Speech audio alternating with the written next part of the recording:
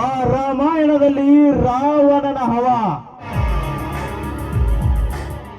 ಮಹಾಭಾರತದಲ್ಲಿ ದುರ್ಯೋಧನನ ಹವ,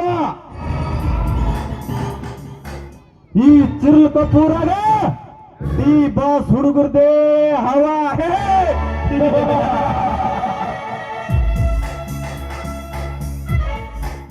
ಮಾಧುರಿ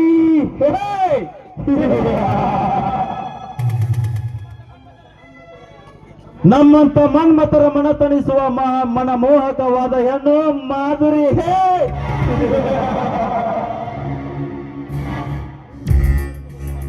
ನೀನು ನನ್ನ ಅಕ್ಕನ ಮಗಳಾದರೂ ಕೂಡ ನನ್ನನ್ನು ಇಷ್ಟಪಡದೆ ಆ ಮೈಲಾರನಿಗೆ ಮನಸೋತ ಮಾಯದ ಜಿಂಕೆ, ಇಂದು ನಾನು ತಪ್ಪಿಸುವೆ ನಿನ್ನ ಜೀವನದ ಅಂಕೆ ಸಂಖ್ಯೆ.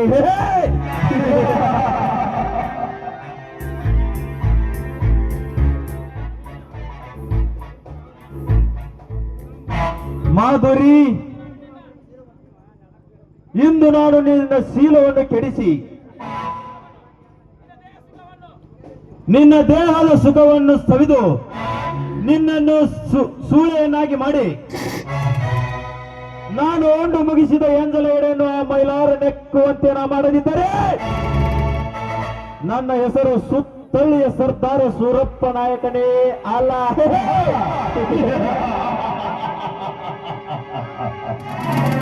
ಮಾಧುರಿ, ಮಾಧುರಿ,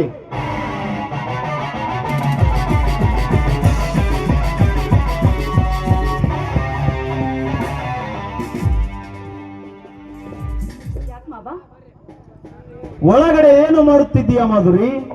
ಊರಿಂದ ಬಂದು ಸುಸ್ತಾಗಿತ್ತು ಮಾಮ, ಒಳಗಡೆ ಸ್ವಲ್ಪ ರೆಸ್ಟ್ ತೆಗೆದುಕೊತಾ ಅಷ್ಟೇ. ಊರಿಂದ ಬಂದು ಸುಸ್ತಾಗಿತ್ತು ಅಥವಾ ಆ ಮೈಲಾರನ ಮನೆಗೆ ಹೋಗಿ ಬರುವುದರೊಳಗೆ ಸುಸ್ತಾಯಿತು? ಓಹೋ, ನಾನು ಮೈಲಾರಿ ಮನೆಗೆ ಹೋದ ವಿಷಯ ಭದ್ರ ಇವನಿಗೆ ತಿಳಿಸಿದ್ದಾನೆ ಅಂತ ಕಾಣಿಸುತ್ತೆ.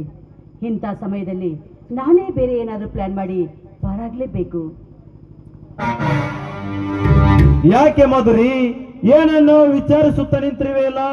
ಹೇಳು, ಆ ನಮ್ಮ ಜನ್ಮದ ಕುಲವೈರಿಯಾದ ಮೈಲಾರಿ ಮನೆಗೆ ಯಾಕೆ ಹೋಗಿದ್ದೆ?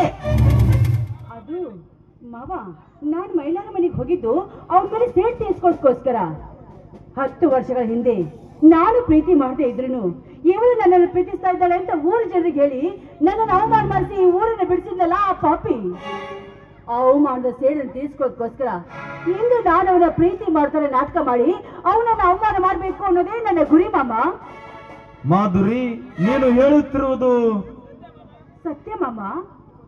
ನೋಡು, ಶ್ರೀಮಂತರ ಹೆಣ್ಮಕ್ಕಳ ಸಹವಾಸಕ್ಕೆ ಬಂದ್ರೆ ಆ ಬಡ ಬೇಕಾದ ಗತಿ ಏನಾಗುತ್ತೆ ಎಂಬುದನ್ನ ಮೈಲಾರಿ ನೋಡಿ ತಿಳ್ಕೋಬೇಕು ಈ ಊರು ಜನರು. ವಾ ಮಾಧುರಿ, ವಾವ್, ನೀನು ಮತ್ತೆ ಆ ಮೈಲಾರನ ಮನೆಗೆ ಪ್ರೀತಿಯಿಂದ ಹೋಗಿದ್ದಾಳೆಂದು ತಿಳಿದುಕೊಂಡಿದ್ದೆ. ಆದರೆ ಸೇಡನ್ನು ತೀರಿಸಿಕೊಂಡು ಬರಲೆಂದು ಹೋಗಿದ್ದಾಳೆಂದು ಗೊತ್ತಿರಲಿಲ್ಲ.